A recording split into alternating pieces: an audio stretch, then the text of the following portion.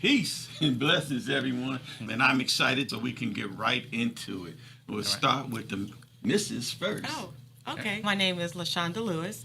I am the proud wife of Oscar Lewis, and I'll let him finish the introduction. Hello, everybody. My name is Oscar Lewis. We have been married for 27 years, and we're very excited to be here today. You got a book. You're coaching people. Tell me more. I'm impressed by what I saw on your website. Say the name of the website again, please. Lewis Core LC. Relationship Strategist. Yeah, we're relationship strategists. And this book, our book is called Reach for Your Marriage. Getting married is easy, but staying married takes work. Amen. Amen. Amen to that.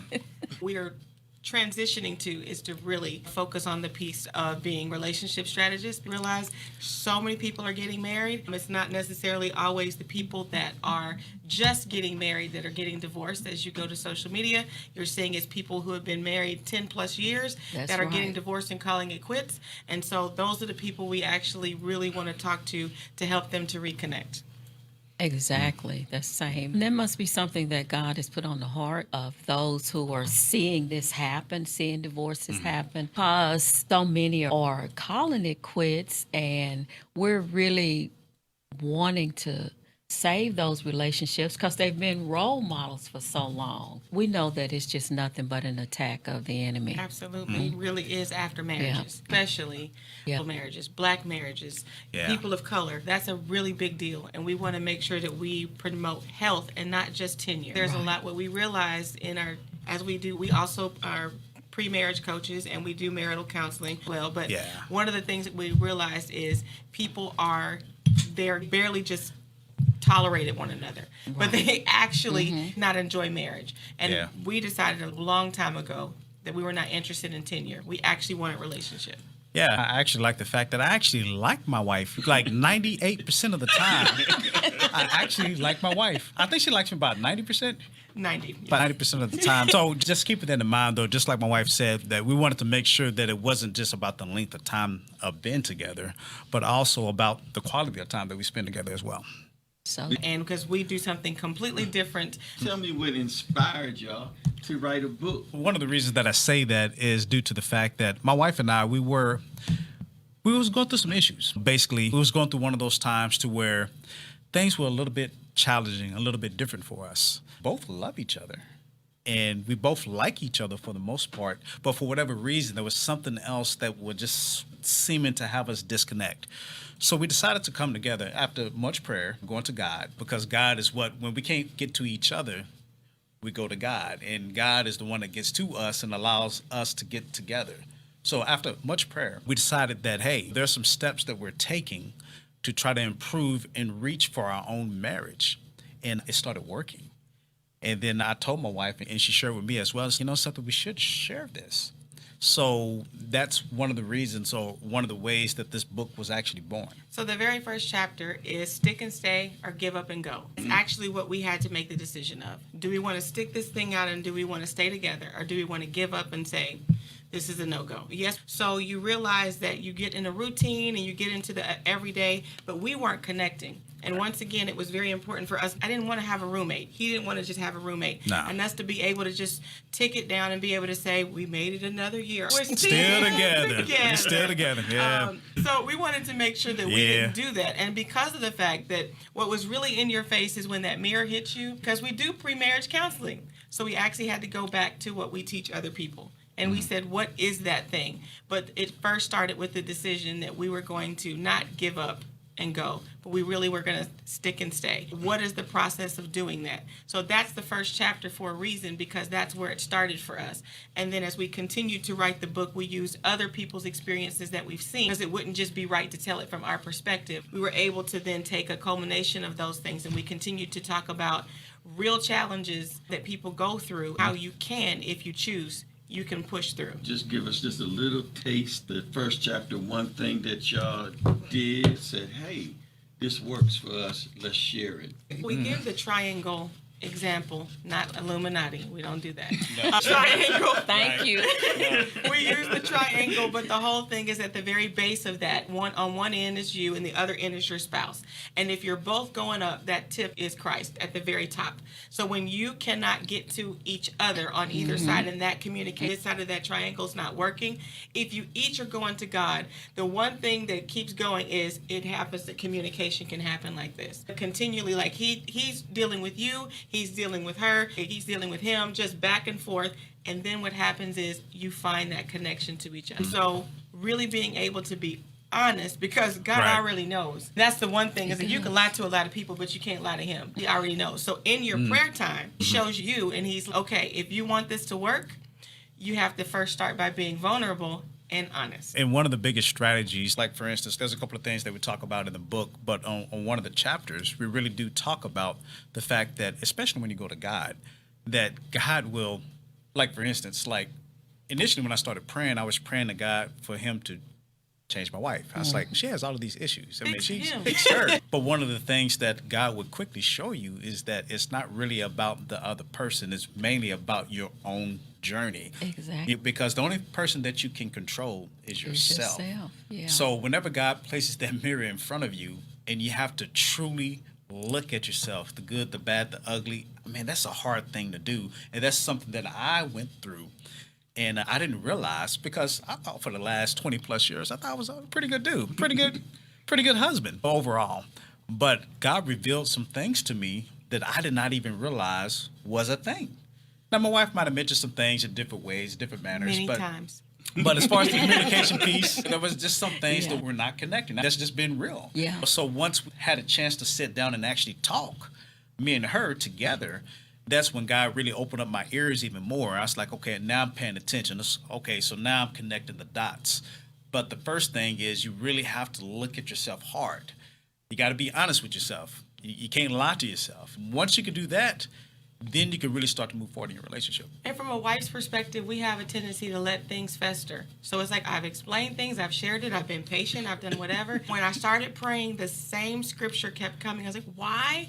When I pray, does this same scripture keep coming?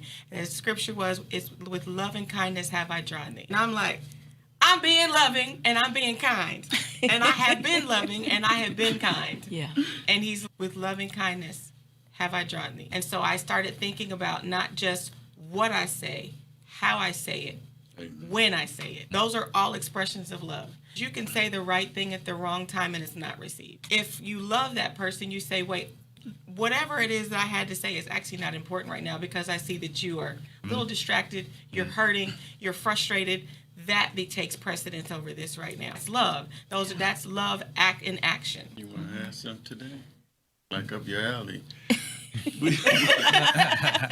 I like what you said about the triangle, because one thing that we've talked about and told people is when you get married, it's not just about you two. If you're in a relationship with God, that marriage is a covenant relationship. And this is what a lot of people don't understand.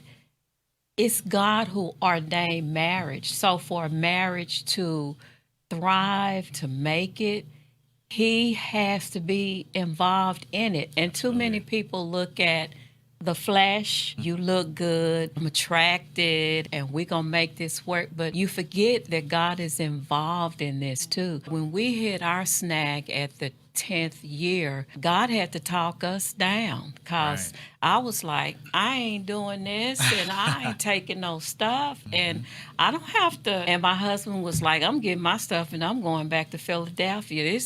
But God talked us down because we went to him. Because the commitment that we made when we got married, we said divorce is not an option. And so before we get married, let's get clear about that. It's not an option. And then the other thing that the Lord has shown me many times over is if we give up on marriage, kids are so used to seeing divorce that they get in relationships thinking if it don't work out, I'll move on. Realizing that divorce is a harsh dealing with one another, and it's not something that God loves. And not that we're promoting you stay with someone who's abusive or someone who's hurting you. We're not advocating that. But know before you enter it what it's about. It's a covenant relationship. You into a covenant with the Lord, you better know that you have invited yourself into spiritual battle. And you've got to make sure you keep God in the forefront. Absolutely. So that you can make it through spiritual battle. And so the thing that he showed me was, if you give up on relationships, you're showing that to your children. You're showing it to your grandchildren. So divorce is not an option. Go ahead, coach it there. All right. So, Do you have an example you wanted to give us, or something you wanted to read? Oh yeah. I Great. have a small something that I just wanted to share with you guys. This is coming from giving and receiving feedback. Giving and receiving feedback. So I'm just going to read the second paragraph. Basically, it says, "We are not mind readers." In other words, you must be able to talk. You have to be able to communicate, and you have to be able to demonstrate exactly what it is that you need. You can share your feelings without tearing down the other person. Focusing on how things make you feel and what you need is the focus when a behavior change is needed from the other person towards you. So something that we had to really learn, I would say me, I want to include her in this. Okay, I'm going to say me, that I had to learn was the fact that she could not read my mind. Amen. In other words, my communication had to get a little bit better. Because for the most part, I was fairly quiet at home. Just to myself, I would talk every now and then, but there was a lot of unexplained expectations that I had. And when she didn't live up to those, and then she was like, "I didn't even know that you wanted that," or "I didn't even know that you felt that way." And then I would get upset, but there was no reason for me to get upset because she didn't know. And then vice versa, because some of the same things occurred on her side as well. There was some things that she got upset about, but I didn't know anything about it. And that's because we didn't talk to each other about it. So that's when we realized that, hey, we can't read each other's minds. As much as you think that you know the other person, we have to realize that we change. We surprise our own selves with certain things that we do and certain things that we think, certain things that we're challenged with. We're like, oh, wow, if you're surprising yourself, you know that the person that you're with, every once in a while, that's going to be a shock to them. So you have to be careful not to hold someone responsible for unexpressed expectation. And then also making sure that you're not talking at the other person. Yes. Being able, because a lot of times what happens is people are communicating, but they're literally waiting to respond instead of actually hearing what the person is saying. You can't tell someone how to feel. If they're telling you that what you said hurt their feelings, you telling them, "I didn't hurt your feelings." How did that hurt your? There's no way that hurt your feelings. I just told you hurt my feelings. Yeah. So it's actually learning what active listening is. right. One of the challenges I will say that I had was, I was like, I'm an HR person. I'm in HR. I do employee relations. I'm an excellent communicator. But the challenge was the person that I needed to connect with at home. I was like, okay, let me stop coming at it from the perspective of, I know how to communicate. I may need to ask him. It's crazy how simple that was. Yeah.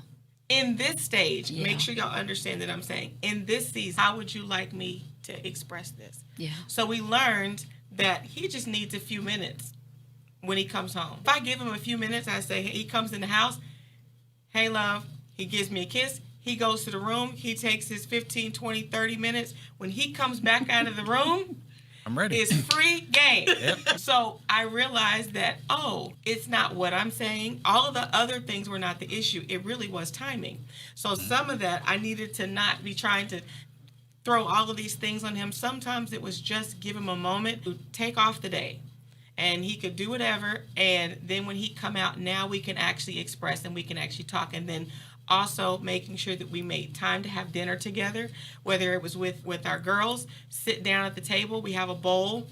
I know y'all probably seen people do this, but it really does work. We have a bowl, turn your phones off so that you don't freak out whenever somebody's phone buzzes. So you turn it to where it's on silent, you put it in there, and we connect. And even they will say, "I can't believe we sat here for an hour."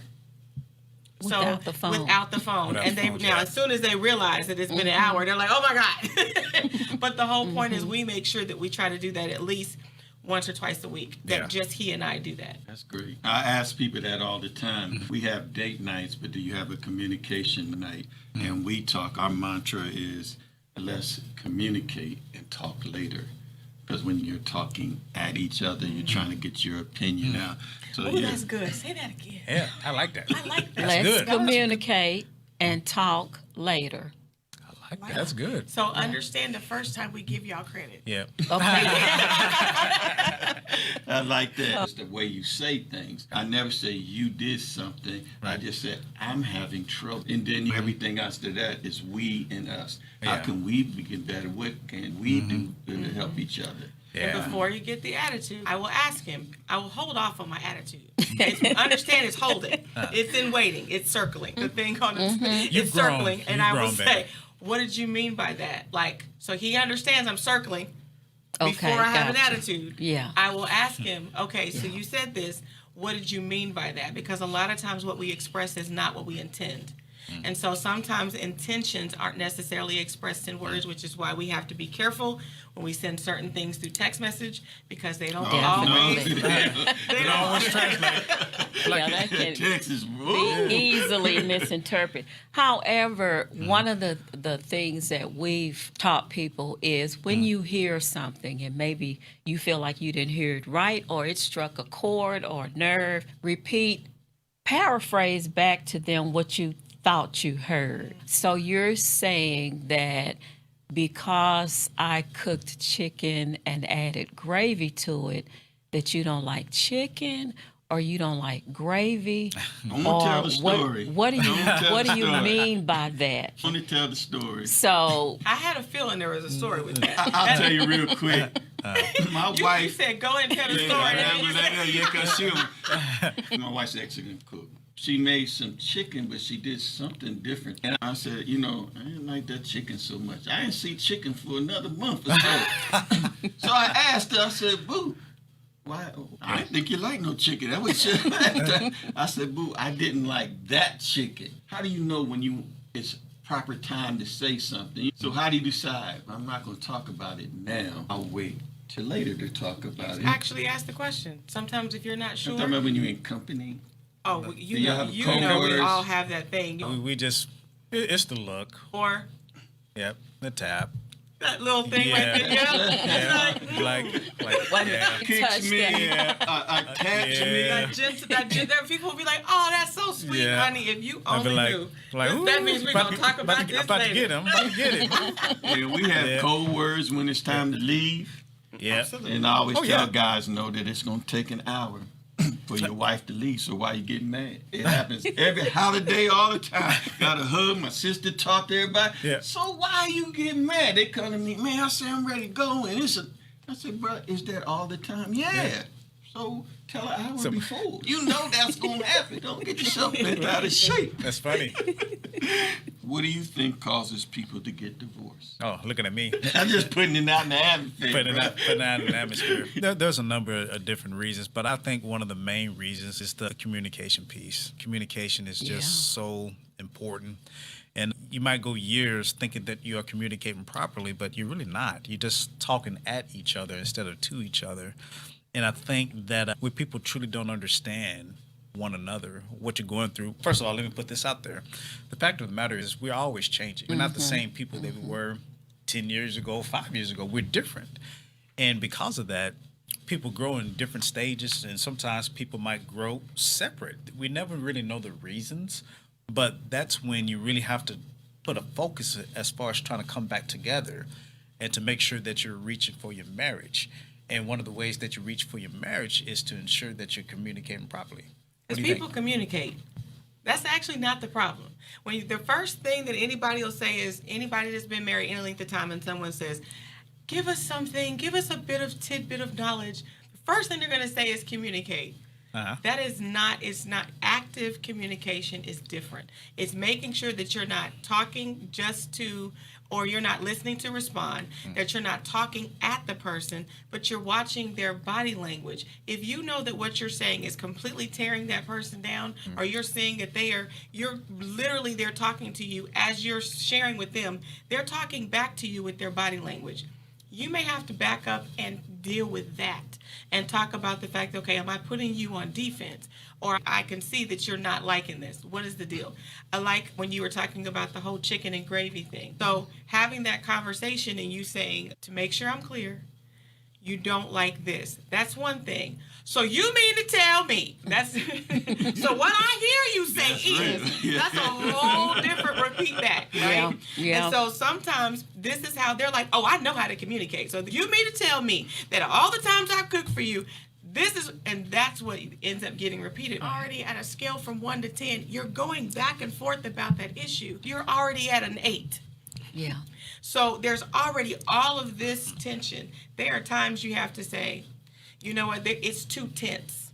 So he will go in one room, I will go in another room, but the promise is we're going to come back together. So it is before we leave that spot, we're going to come back together to come back to this situation because we need to talk about it, because we have the power of life and death is in our tongue. And we have the ability to say that thing to win an argument that shuts them down. It does. But what if you truly won? So if you come in, you're supposed to be communicating, but if your whole thing is to win, what is the purpose of your communication? If you're trying to win in that communication, you may have won, but the question is, what did you win at the end of it? Because if you were thriving to win, then you've lost. Absolutely. Yeah, you've lost it for the us part. You really haven't won anything. Right. And so it's really not about winning. We get caught up in this competitiveness because for me, and it's something that the Lord just revealed to me today, He was like, you've got to stop trying to take up for yourself, because sometimes when we try to take up for ourselves, it can cause you to attack each other, because you're trying to, I need to say how I feel. I need to say this. Right. I need to put this out there so this don't keep happening, or whatever that is. But when the Lord is with you, He wants you to know, I got both of y'all's back. So you ain't got no reason to try to be defensive with each other. And yeah. So basically what I take from that, and she's exactly right, it's not about the me, it's about the we. I love that when she said that, because when you are communicating and you're trying to win, you've taken the us out of it, and it becomes about me. You're trying to win. And a lot of times that comes with baggage, whether it's from childhood or whether it's from a previous relationship, previous marriage, whatever the case is, you're bringing that stuff in that particular conversation, and it's no longer, so you're now trying to protect yourself, and so you go into a protective mode, and you're thinking, this is the person that I'm supposed to be in this relationship with. I've got to maybe take a step back and think about which is what I said, with love and kindness have I drawn thee. I realized that the things that I was saying could be considered quote unquote, but the way I was saying it and all of those things, I needed to work on those things. And you said something earlier, too, about us needing how we change. We do change. And one thing that has happened in my family, my immediate family, and also my extended family, is that there has been sickness and disease, dealing with cancer and kidney issues and things like this. These are things that happen that you have to deal with. They may happen in the relationship, and you've got to change the way you communicate. You got to change the way you support each other. And whatever happens in life, you got to go with the change that's happening. And as we all know, as believers in Christ, you cannot do it without God's help. Absolutely. Oh, my husband he lost both of his parents, 2017, 2019. Oh, wow. And so I had to ask God how to support him, because there was a place in time where I wasn't going to be able to reach him. There wasn't anything for me to do. I just needed to be there. There wasn't anything. There were sometimes it wasn't about me trying to say anything. The best thing I could do was just let him know that I was there. Because when you start losing, just like you said, when things start happening and the importance of things shifts. You start seeing things like, you know what, this was a big deal before, but it really doesn't have as much weight as it used to. So then I had to ask God, help me to support him. And what I realized is I've got to quit trying to say the right thing and just be there. But that took me having to talk to God to ask him how in this season, because we had never been there before. So I had never been there. There was nothing for me to grab a hold of to say, oh, I've got this in my wheelhouse. I didn't. The only thing I could do was talk to God. And that was a revelation that he gave me was, get up off your, I was in my closet, get out of this closet and find where he is. Yeah. So, because I was like, I don't understand. I'm really trying to leave this closet. Yeah. Just go be where he is. Yeah. And I literally just sat with him and I let him know I was there, and I put my hand on his leg. He let me know at that moment how much he appreciated it, because it wasn't anything to say. Yeah. I just needed to show I was there. And sometimes, too, we think we know what to say or how to say it if you've been through a situation. But I like what you said. You asked God how to minister to him. Even if you had it in your back pocket, oh, I've dealt with this before, not with that person. And so we have to always be in communication with Father, how to communicate with his gift to us. We got to always be asking him, how do I handle this today? I hurt him. I said some things. Tell me how, because I messed it up, or she needs me right here. And like you say, a lot of times, some things are so devastating to a person till it don't need to be no words, like you say, just be there. And from a man's perspective, I know that we tend to go into a shell. But one of the things I want to tell men out there is I do that. When something's bothering me, I'm going to figure it out. I just going to go talk to God. But I learned I have to tell my wife, give me some time and I'll come back and talk with you. It's about us, but let me try to work through it with God, and then I'm going to come through so she don't feel shut out, don't feel like she can't do nothing. Because when I did that, she always would feel like, what can I do? There's not any words she gonna say that get me out my box. It's me with God, and then she'll be my helpmate and lift me up. But I like the fact that you said now you express to her that you need the moment. So being that in itself, that's all we need. You say you need a moment, you got it. At least now that gives me somewhere to go, because you are the priest of the home. And you set the tone. Men actually set the tone. So you being completely silent, that speaks, that's probably the loudest. It's like somebody screaming at the top of their lungs. Sometimes that silence is deafening. So being able to literally just say, give me a moment, let me work, but I'm going to come back to you, and then doing that it speaks volumes. So what does it mean when your wife, you're the priest of the home, and what does that look like to y'all too? As far as in our household, something that is real big, not only to me, but to men in general, is the respect piece. Being respected. Now it's great to be loved, being loved, but that respect, there's something about having respect. And the fact of the matter that my wife respects me, and not only respects me as the priest of the home, it means a lot. Now the thing is, now just because she calls me that, the priest of the home, I have to actually walk in that too. She's not just going to go around calling me that, but I'm not taking the actions of that. In other words, of course, I pray over the house. I pray at the family dinner. I lead the family prayer, and we're always communicating with God. Sometimes we do home Bible studies, which I will lead, and we do things like that just to make sure that we are always keeping God in the forefront. And then also make sure that not only that I take care of my family financially, in a financial way, but also in a spiritual way as well. Because to me, that's like the biggest task of a man that has a family, is to truly protect his home. First of all, by praying. I always go to our Father first, because that's where I get my direction from. And it's like what you were talking about.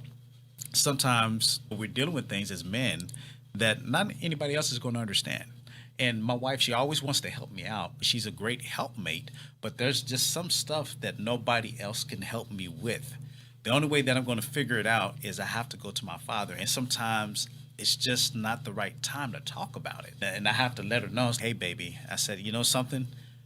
I'll circle back and I can talk to you about it a little bit later. But right now, I just need some time by myself. I need some time with the Father.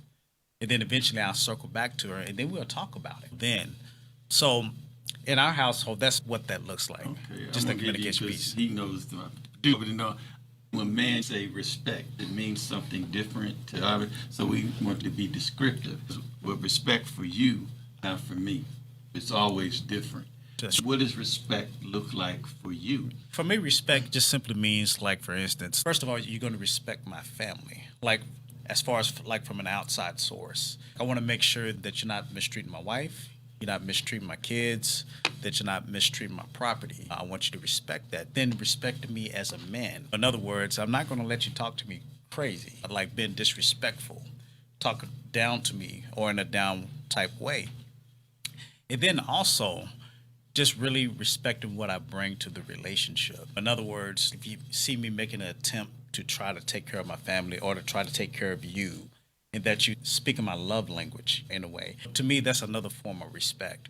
So that's some of the ways that I feel respected. From your wife, by what you bring to the table? By what I bring to the table. Okay, so now I'm going to get a little bit deeper. All right, let's go. Say what you bring to the table. For me, I just did a couple videos on it, and me and my wife talk about it. I'm a man. I set the table. Right. Set for you. For me, respect, it's trust. I need you to trust. I have a hair bone scheme in my mind from being up one night and said, "Ooh, baby, I think we could do this." I need my wife not to say, "Boy, you've been up too late. Just get that. You always got something crazy." My respect comes from her saying, "All right, baby, how we gonna do this? How we gonna do this? Show me your plan." And as she said, not talk to me crazy. Because a man, you don't believe in me, you don't trust me. So for me, it's trust. And for you, it's...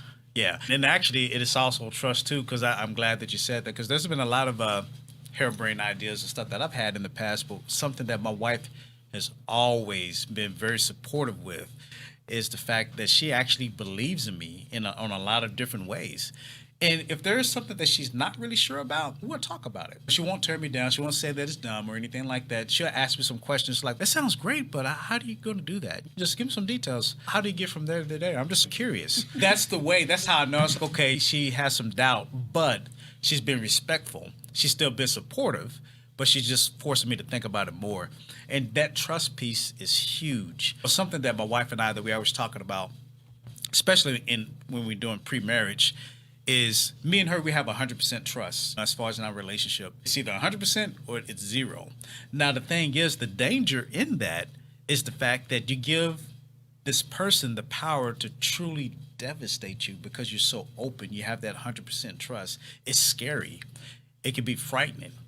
But the thing is, you can get so fulfilled when you're so free to have that 100% trust. And that's something that my wife and I have. And because she trusts me so much, that's another way that I gain respect from her. Absolutely. And the thing is, when it comes to respect, I realize how much my tone made a huge difference. I could be frustrated, but if I am like, the volume is up and I've got the anger and all of that in my voice, you could forget about whatever I'm trying to say. It's not good. He didn't hear any of that. I'm like, he's walking away. I know you hear me talking to you. I don't. That's not the way for him to, like, literally, that's not a form of respect. So being able to say, "Hey, I'm heated right now, so I might need to we have one or two options. You can either understand that my tone may be a little bit more elevated at this point, but I'm not yelling at you. I'm frustrated about the situation, or we need to come back and talk about this in a moment. You go take a shower, or I'll go do whatever, and then we'll come back." So realizing that the way that I present myself to him about whatever it is a big deal for him. That is how I show him respect. So I have a technique for me. I like to laugh. Yeah. So when my wife, if she seems like she's going up to another notch, I'll look at her like, "You forgot I was 6'2". Sometimes I'll just drop my pants. See what it does? Her face is what did it. That's what I mean. I'm intentional Yeah. and detailed about my marriage. I wake up every day. My prayer, what can I do to make my wife smile? What can I do to make our marriage better? Something, you That's talk about something in that book every right day there. about Did you write a intention. chapter of our book? I'm just playing. So we like to hear when people are intentional. We call it ID, intentional and descriptive about our relationship. I love the fact that you say intentional, which is what we continually tell people Which is all one of the the time. chapters in the book. Be Yes, intentional. Be intentional, which is actually the actual name of the chapter is Be intentional. And we go further and we say, which means you're doing it on purpose. Yeah, and I really love that. Yeah, text me one day and you say, "Have a great day on purpose," and that He's stuck been with saying me. it every day No, since. absolutely. No, that's really done something for me. I never really thought about it like that. Have a great day on purpose. And then just like being intentional, so, okay, there's some things you just have to do on purpose. You really have to think about it. Because there's some things that, especially like in your marriage, that really don't come natural. Like for me, there's some things that I just didn't do. It's not because I'm a bad dude or anything. I just didn't think about it. But my wife had let me know over the year. I've gotten back. I listen now, baby. It's good. She let me know about some things that I just wasn't doing. And it was because it wasn't natural for me to think about it. So now I intentionally make sure that I'm focusing on those things that she talks about.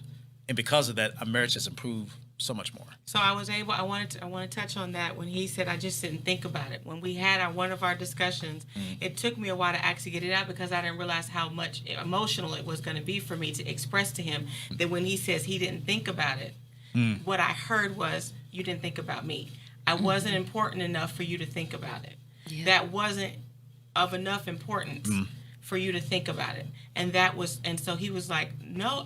When I shared with him that that's what I interpreted that as, I saw the hurt in his face because I would never do that to you. And I was like, you think you would never do that to me, but that's actually what I feel. So when you see me pull back and you see me withdraw, it's because every time you say, I'm sorry, and he would say it so sweet, sorry, Queen, I just didn't think about it. And I'd be like, I would be like, okay. And then I would go on and do whatever I'm doing. But after some years, when I finally said to him, he said it to me just one too many times. Yeah, one too many times. Just one too many times. And I had just so happened to have cooked dinner, and I said, if I took this plate that I just got finished making for you, and I said, you know what? This is not for you. This is for me. And you say, you didn't feed me. I said, oh, you know what? I just didn't think about it. I said, now you've been petty. That's what he said. He said to me, he said, I think you're being petty. I said, I'm trying to make a point. Right. There is not a time that you don't get fed first. That I don't make your plate and bring it to you. I do that to you to honor you, not because you've ever required it, but because I respect you and I honor you. As the man of this house, I respect that of you. Because of the fact that I do that for you, that's a big deal. When I get the meal, the girls know. They even will say it. Oh, we know Daddy gets his first. As long as you just let me make his plate, then they go and I said, well, how do you think you ate? Yeah. Who do you think paid for these groceries? So then when I expressed to him when I was about to give him his plate, I said, if I was to just make a plate and then just sit down and start eating, and then you look over at me and just be like, what do I do? Oh, I'm sorry, I didn't think about it. Or, yeah, I normally do that, but at this time, I just didn't think about it. The look on his face, and I'm like, that's how the way that you just felt in that moment, I'm not trying to be petty. I need you to tap into how did it make you feel when I said that? And it just changed everything. You got something to say. It's all over your face. Oh, no, I'm just... Everybody's that's married goes through all of that. Yeah. That's why I said be intentional. I thank my wife every time she cooks for me. That's every day. Every day I think of something to tell her. I don't just say, I love you. I'm going to tell her why. I'll say, I love you because the way you take care of me. I love you because you make me smile. When I say attention to good, people say, I love you, baby. No. Tell your woman why you love her. And you won't run out of it. Because we only been married for 21 years. I ain't run out of things to say why I love her. So if you're thinking about it every day, just makes, like they say, I'll be putting into that bank. Because I know I'm going to mess up. So I'm feeding it. So when I do mess up, she's going to come to me calm and say, that's not him. Because I think we had to talk about that. I'm not always going to say, at the beginning of our marriage, we were dating. I said, I'm not always going to say the right thing. But know that I love you and my intentions are right. So you have the door open to tell me. But don't think I'm going to say the right thing all the time. Because I can get an attitude. I can become silent. So we had to work through it, but we talked about it. Your personality, talk to your mate. I got some little quirky stuff about me. So I told my wife at the beginning, don't ever lie to me. If you lie to me, it just tears me up. I won't never have a safe place with you. It just won't be right. I'd rather you have me tell the truth, and I will get upset, but I will get over it within 10, 15 minutes. Because that's the way I'm built. I encourage people to go to counseling, and talk about your problems. And as you were talking, what dropped in my spirit is that when you can let people know that you didn't just get it to this point where you are now, where you are actually communicating and not just talking at one another. And you can tell people some of the rough spots. They look at us now and they think, oh, they get along so good. And they not knowing that, child, you might go home tonight and have a knockdown, drag out, and kiss and make up. But in times past, you have a knockdown, drag out, and then talk for a week before you got it. You grew, and because you made the commitment, I'm going to hang in here, and divorce is not an option, and we're not going to do what we've been doing that wasn't helping us. And here's the great part that I want people to really know.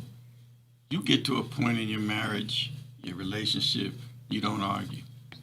People be like, yes, you do. I said, no, you don't. You start discussing. You start talking about things. I don't even remember the last time we had an argument. We discussed. This is my mindset, how I think about things. I don't think, if you go into it saying, man, as soon as I tell her this, it's going to be an argument. It's going to be a fight. That's going to happen because you just convinced yourself as a man thinketh.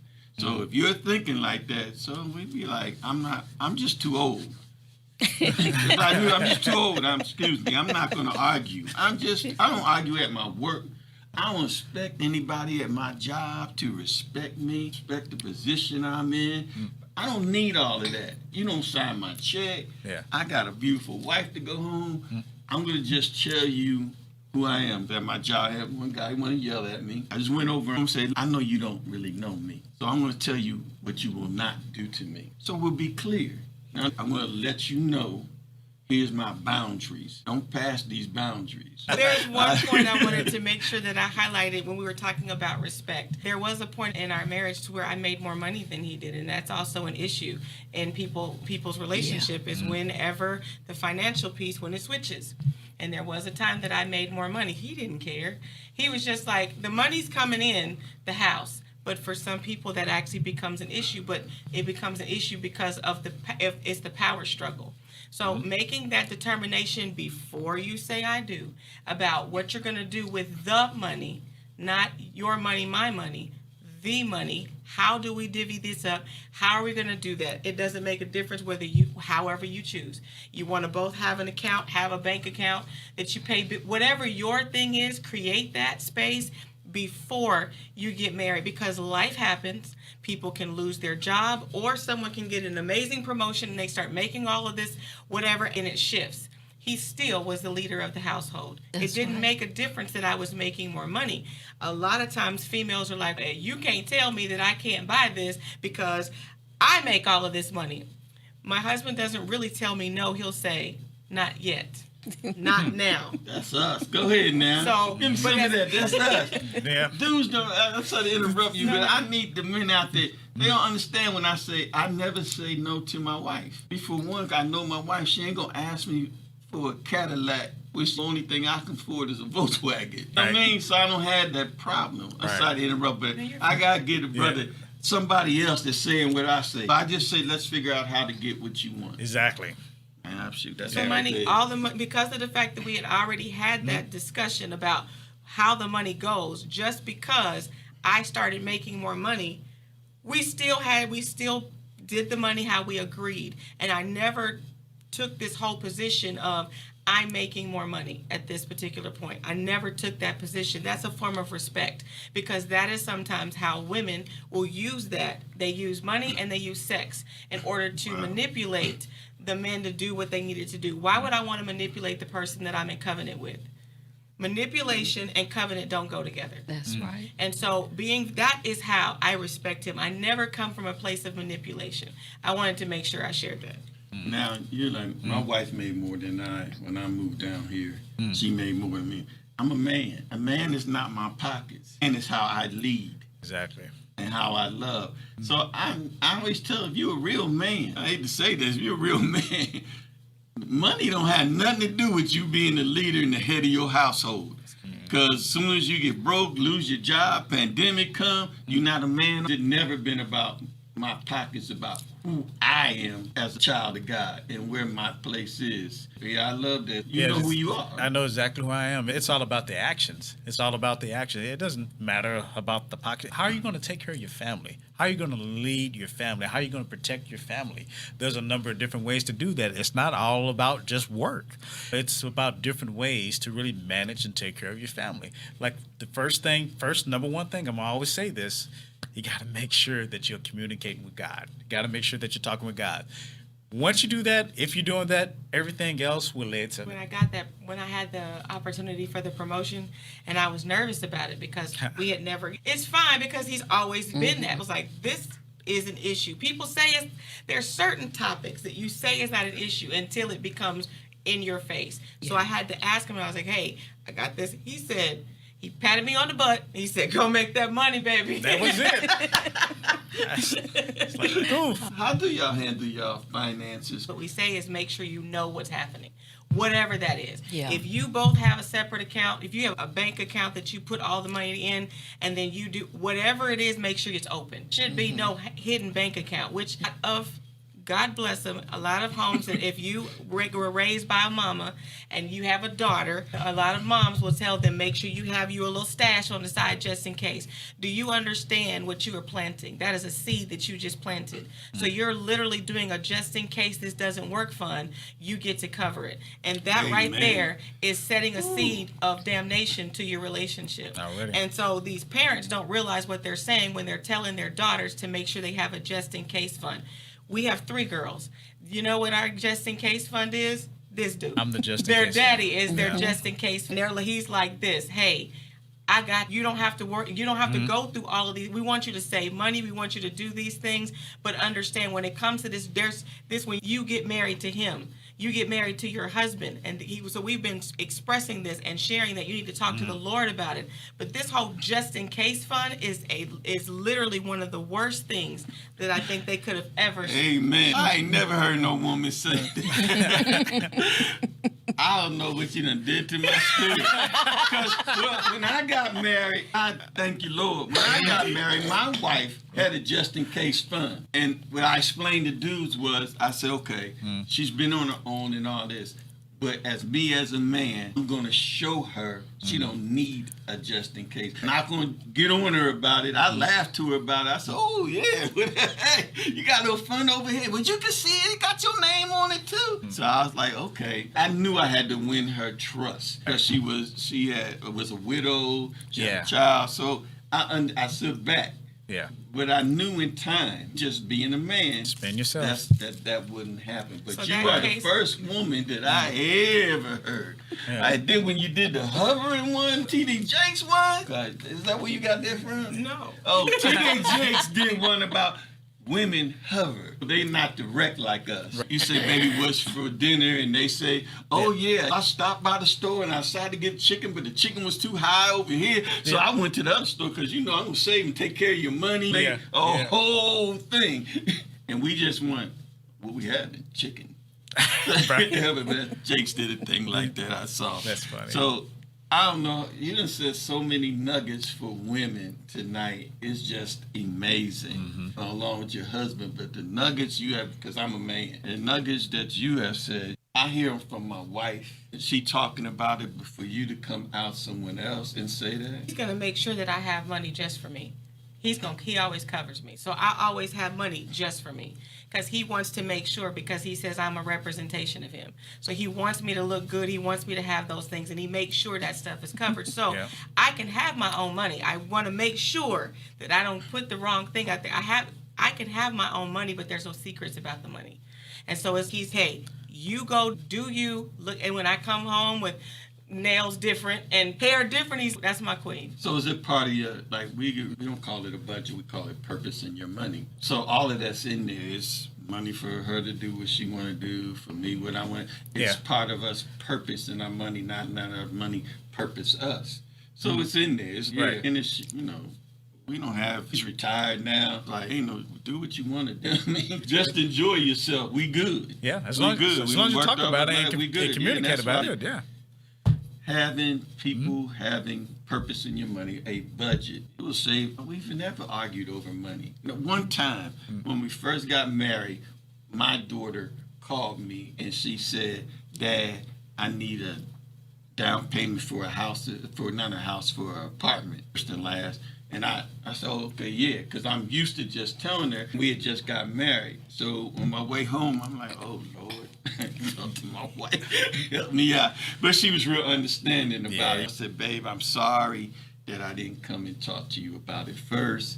And she was like, yo, I understand. You know what I mean? Yeah. And we were good. But, yeah, that's the only real major argument we had.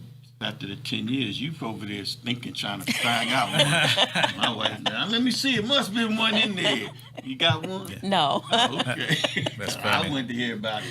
So what else would y'all like to tell us before we go off the air? A little bit more about your book? Really, the main purpose of the book is just social media. That's a real big thing, and it shows that all these prominent black celebrity couples have been separating, and it just seems it's just like everywhere that you look, this person has separated, this person's gotten divorced. I'm like, what in the world? The thing is, we realize that the enemy loves division because the opposite of division is unity, and that's something that God loves is unity. And one of the first places for unity is the marriage. And that's why we really love marriage, and that's why we really want people to reach for their marriage. So we really want people to get a chance and hopefully an opportunity to actually read the book, because getting married is easy. Staying married takes work. It takes work. But it's worth it if you put in the work. It's worth That's it. how you can stay married to the same person forever. Yes. Forever. Yes, you can do that because you are evolving, you are growing, and it really honestly doesn't get boring, but you have to put in the work. You got to put in the work.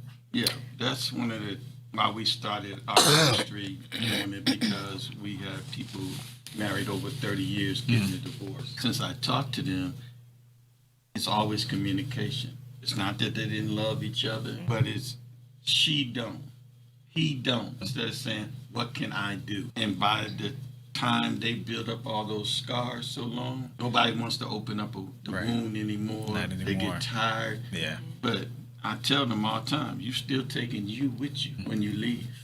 So we have a heart for marriage because it tears us apart to see good people get divorced when they didn't have to. And then I'm telling you, 90% of the people who got divorces, later on they say, I regret it. The other bad thing is when you get a divorce, according to statistics, the second time you get married, you're probably going to get a divorce again because you never healed yourself. Yeah. So I'm going to have y'all read the back of it because I just saw it. Also, and to tell us how people who are listening can get a copy of your book. You can get a copy of our book by going to www.lewiscorellc.com. And you press shop, and the book is going to pop up just like that. Okay. So you told me to read a little bit of it. Marriage is the oldest institution in the world. It began with Adam and Eve and continues to this day. Sometimes it feels like it was just yesterday that we were tying the knot and getting ready to start this journey called marriage. Although we were young, we were deeply in love. We felt that as long as we were together, we could conquer anything. At that moment that we said yes to each other, we just knew that our love would power through any situation that might appear in our lives. After all, love is enough. Initially, that is what we thought, and that is how we operated in our marriage. We ignored the daily details to help keep our marriage fresh. We ignored the fact that we needed to treat our marriage as a living thing, because marriage is indeed living.